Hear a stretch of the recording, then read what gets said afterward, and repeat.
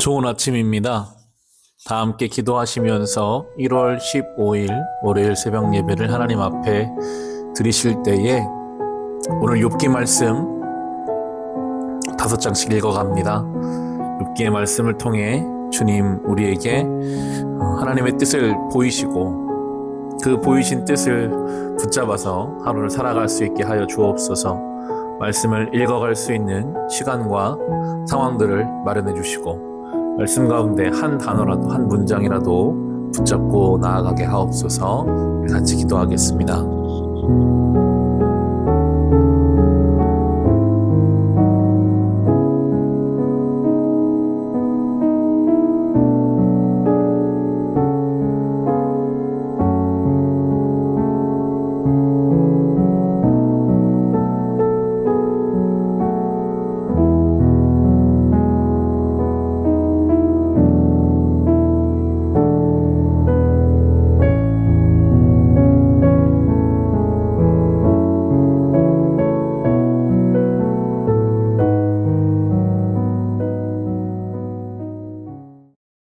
욥기 16장.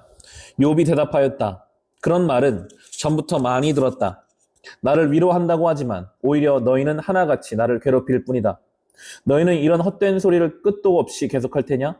무엇에 홀려서 그렇게 말끝마다 나를 괴롭히느냐? 너희가 내 처지가 되면 나도 너희처럼 말할 수 있을 것이다. 나도 너희에게 마구 말을 퍼부으며 가엾다는 듯이 머리를 내저을 것이다.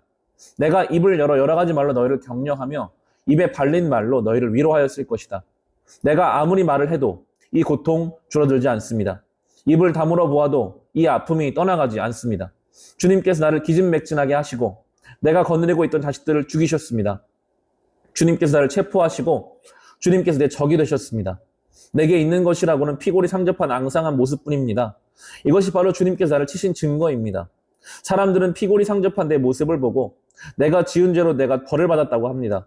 주님께서 내게 분노하시고 나를 미워하시며 내게 일을 가시며 내 원수가 되셔서 살기찬 눈초리로 나를 노려보시니 사람들도 나를 경멸하는구나. 욕하며 뺨을 치는구나. 모두 한패가 되어 내게 달려드는구나. 하나님이 나를 범법자에게 넘겨버리시며 나를 악한 자의 손아귀에 내어 맡기셨다. 나는 평안히 살고 있었는데 하나님이 나를 으스러뜨리셨다. 내 목덜미를 잡고 내에 던져서 나를 부서뜨리셨다. 그가 나를 세우고 관역을 삼으시니 그가 쏜 화살들이 사방에서 나에게 날아든다. 그가 사정없이 내 허리를 뚫으시고 내 내장을 땅에서 쏟아내신다.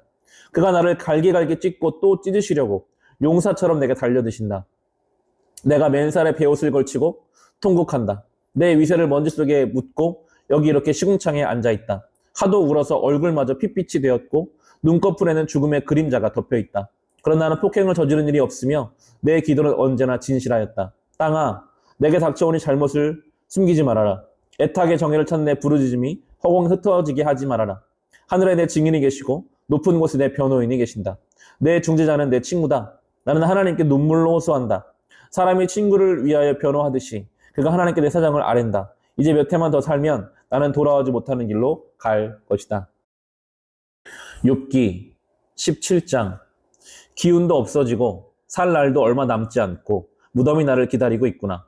조롱하는 무리들이 나를 둘러싸고 있으니 그들이 얼마나 심하게 나를 조롱하는지를 내가 똑똑히 볼 수 있다. 주님께서 친히 내 보증이 되어 주십시오. 내 보증이 되실 분은 주님밖에는 아무도 없습니다. 주님께서 그들의 마음을 마비시키셔서 다시는 내게 우쭐대지 못하게 해주십시오. 옛 격언에도 이르기를 돈에 눈이 멀어 친구를 버리면 자식이 눈이 먼다 하였다. 사람들이 이 격언을 가지고 나를 공격하는구나. 사람들이 와서 내 얼굴에 침을 뱉는구나. 근심 때문에 눈이 멀고 팔과 다리도 그림자처럼 야위어졌다. 정직하다고 자칭하는 자들이 이 모습을 보고 놀라며 무지하다고 자칭하는 자들이 나를 보고 불경스럽다고 규탄하는구나. 자칭 신분이 높다는 자들은 더욱더 자기들이 옳다고 우기는구나. 그러나 그런 자들이 모두 와서 내 앞에 선다 해도 나는 그들 가운데 단 한 사람의 지혜도 찾지 못할 것이다. 내가 살 날은 이미 다 지나갔다. 계획도 희망도 다 사라졌다. 내 친구들의 말이 밤이 대낮이 된다 하지만 밝아온다 하지만 내가 이 어둠 속에서 벗어나지 못한다는 것을 나는 알고 있다. 내 유일한 희망은 죽은 자들의 세계로 가는 것이다. 거기 어둠 속에 잠자리를 펴고 눕는 것뿐이다. 나는 무덤을 내 아버지라고 부르겠다. 내 죽음 파먹는 구더기를 내 어머니, 내 누이들이라고 부르겠다. 내가 희망을 둘 곳이 달리 더 있는가? 내가 희망을 둘 곳이 달리 어디 있는지 아는 사람이 있는가? 내가 죽은 자들이 있는 곳을 내려갈 때에 희망이 나와 함께 내려가지 못할 것이다. 욥기 18장. 수아 사람 빌닷이 대답하였다. 너는 언제 입을 다물 테냐? 제발 좀 이제라도 눈치를 채고서 말을 그치면 우리가 말을 할 수 있겠다. 어찌하여 너는 우리를 짐승처럼 여기며 어찌하여 우리를 어리석게 보느냐? 화가 치밀어서 제 몸을 갈기갈기 찢는 사람아, 내가 그런다고 이 땅이 황무지가 되며 바위가 제자리에서 밀려나느냐? 결국 악한 자의 빛은 꺼지게 마련이고 그 불꽃도 빛을 잃고 마는 법이다. 그 집 안을 밝히던 빛은 점점 희미해지고 환하게 비추어주는 등불도 꺼질 것이다. 그의 힘찬 발걸음이 뒤뚱거리며 죄께 제가 걸려 넘어지게 될 것이다. 제 발로 그물에 걸리고 스스로 함정으로 걸려 들어가니 그의 발 뒤꿈치는 덫에 걸리고 올가미가 그를 단단히 죄일 것이다. 땅에 묻힌 밧줄이 그를 기다리고 길목에 숨겨진 덫이 그를 노린다. 죽음의 공포가 갑자기 그를 엄습하고 그를 시시각각으로 괴롭히며 잠시도 그를 놓아주지 않을 것이다. 악인이 그처럼 부자였어도 이제는 굶주려서 기운이 빠지며 그 주변에 재앙이 늘 도사리고 있다. 그의 살갗은 성한 곳이 없어 썩어 들어가고 마침내 죽을 병이 그의 팔다리를 파먹을 것이다. 그는 믿고 살던 집에서 쫓겨나서 죽음의 세계를 통치하는 왕에게로 끌려갈 것이다. 그의 것이라고는 무엇 하나 집에 남아있지 않으며 그가 살던 곳에는 유황이 뿌려질 것이다. 밑에서는 그의 뿌리가 마르고 위에서는 그의 가지가 잘릴 것이다. 이 땅에서는 아무도 그를 기억하지 못하고 어느 거리에서도 그의 이름을 부르는 이가 없을 것이다. 사람들이 그를 밝은 데서 어두운 곳으로 몰아넣어 사람 사는 세계에 쫓아낼 것이다. 그의 백성 가운데는 그의 뒤를 잇는 자손이 남아있지 않을 것이다. 그의 집안에는 남아있는 이가 하나도 없을 것이다. 동쪽 사람들이 그의 종말을 듣고 놀라듯이 서쪽 사람들도 그의 말을 듣고 겁에 질릴 것이다. 악한 자의 집안은 반드시 이런 일을 당하며 하나님을 알지 못하는 자가 사는 곳이 이렇게 되고 말 것이다. 욥기 19장. 욥이 대답하였다. 내가 언제까지 내 마음을 괴롭히며 어느 때까지 말로서 나를 산산조각 내렸느냐? 너희가 나를 모욕한 것이 이미 수십 번이거늘 이렇게 나를 학대하고도 부끄럽지 않으냐? 참으로 내게 잘못한 일이 있다 하더라도 그것은 내 문제일 뿐이고 너희를 괴롭히는 것은 아니다. 너희 생각에는 너희가 나보다 더 낫고 내가 겪는 이 모든 고난도 내가 지은 죄를 증명하는 것이겠지. 그러나 이것만은 알아야 한다. 나를 궁지로 몰아넣으신 분이 하나님이시고 나를 그물로 덮어 씌우신 분도 하나님이시다. 폭력이다 하고 부르짖어도 듣는 이가 없다. 살려달라고 부르짖어도 귀를 기우는 이가 없다. 하나님이 내가 가는 길을 높은 담으로 막으시니 내가 지나갈 수가 없다. 내 가는 길을 어둠으로 가로막으신다. 내 영광을 거두어 가시고 머리에서 면류관을 벗겨 가셨다. 내 온몸을 두들겨 패시니 이제 내게 희망도 없다. 나무 뿌리를 뽑듯이 내 희망을 뿌리째 뽑아버리셨다. 하나님이 내게 불같이 노하셔서 나를 적으로 여기시고 나를 치시려고 군대를 보내시니 그 군대는 나를 치려고 길을 닫고 내 집을 포위하였다. 그가 내 가족을 내게서 멀리 떠나게 하시니 나를 아는 이들마다 낯선 사람이 되어버렸다. 친척들 나를 버렸으며 가까운 친구들 나를 잊었다. 내 집에 머무는 나그네와 내 여종들까지 나를 낯선 사람으로 대하니 그들의 눈에 나는 완전히 낯선 사람이 되고 말았다. 종들을 불러 대답조차 안 하니 내가 그에게 애걸하는 신세가 되었고 아내조차 내가 살아 숨쉬는 것을 싫어하고 친형제들도 나를 역겨워한다. 어린 것들까지 나를 무시하며 내가 일어나기만 하면 나를 구박한다. 친한 친구들도 모두 나를 꺼리며 내가 사랑하는 이들도 내게 등을 돌린다. 나는 피골이 상잡하여 뼈만 앙상하게 드러나고 잇몸으로 겨우 연명하는 신세가 되었다. 너희는 내 친구들이 나를 너무 구박하지 말고 불쌍히 여겨다오. 하나님이 손을 치셨는데 어째 너희마저 마치 하나님이라 된 듯 나를 핍박하느냐? 내 몸이 이꼴인데도 아직도 성에 차지 않느냐? 아, 누가 있어 내가 하는 말을 듣고 기억하여 주었으면, 누가 있어 내가 하는 말을 비망로에 기록하여 주었으면, 누가 있어 내가 한 말이 영원토록 남도록 바위에 글을 새겨 주었으면. 그러나 나는 확신한다. 내 구원자가 살아계신다. 나를 돌보시는 그가 땅 위에 우뚝 서실 날이 반드시 오고야 말 것이다. 내 살같이 다 썩은 다음에라도, 내 육체가 다 썩은 다음에라도 나는 하나님을 배울 것이다. 내가 그를 직접 뵙겠다. 이 눈으로 직접 뵐 때에 하나님이 낯설지 않을 것이다. 내 간장이 다 녹는구나. 나는 너희가 무슨 말을 할지 잘 알고 있다. 너희는 내게 고통을 줄 궁리만 하고 있다. 너희는 나를 칠 구실만 찾고 있다. 그러나 이제 너희는 칼을 두려워해야 한다. 칼은 바로 죄 위에 내리는 하나님의 분노다. 너희는 심판하신 분이 계시다는 것을 알아야 할 것이다. 욥기 20장. 나아마 사람 소발이 대답하였다. 입을 다물고 있으려 했으나 내 말을 듣고 있자니 화가 나 참을 수가 없다. 내가 하는 말을 듣고 있자니 모두 나를 모욕하는 말이다. 그러나 깨닫게 하는 영이 내게 대답할 말을 일러 주었다. 너도 이런 것쯤을 알고 있을 것이다. 이 땅에 사람이 생기기 시작한 그 옛날로부터 악한 자의 승전가는 언제나 잠깐뿐이었으며 경건하지 못한 자의 기쁨도 순간일 뿐이었다. 교만이 하늘 높은 줄 모르고 머리가 구름에 닿는 것 같아도 마침내 그도 분토처럼 사라지고 말며 그를 본 적이 있는 사람도 그 교만한 자가 왜 안 보이느냐고 물으리라는 것쯤은 너도 알고 있을 것이다. 꿈같이 잊혀져 다시는 흔적을 찾을 수 없게 되며 마치 밤에 본 환상처럼 사라질 것이다. 그를 본 적이 있는 사람도 다시는 그를 볼 수 없으며 그가 살던 곳에서도 다시는 그를 볼 수 없을 것이다. 그 자녀들이 가난한 사람에게 용서를 구할 것이며 착취한 재물을 가난한 사람이 배상하게 될 것이다.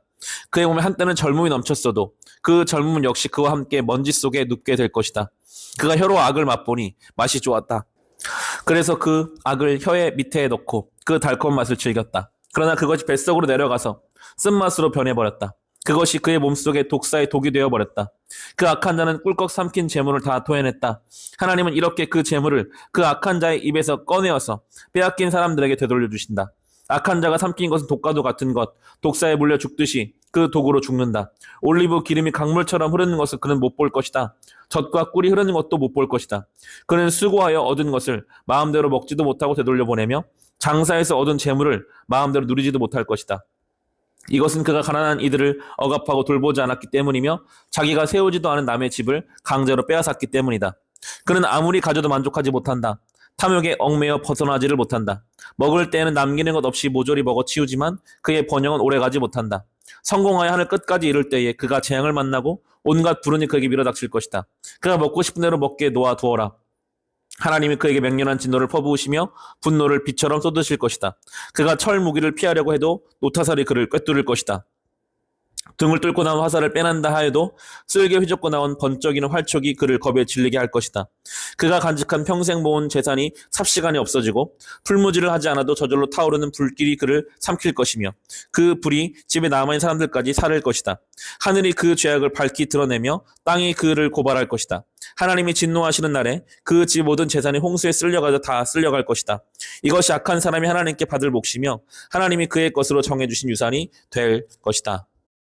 오늘 읽은 이 욥기 16장부터 20장까지 말씀 중에서 보면 욥은 여전히 아주 깊은 절망 가운데 있습니다.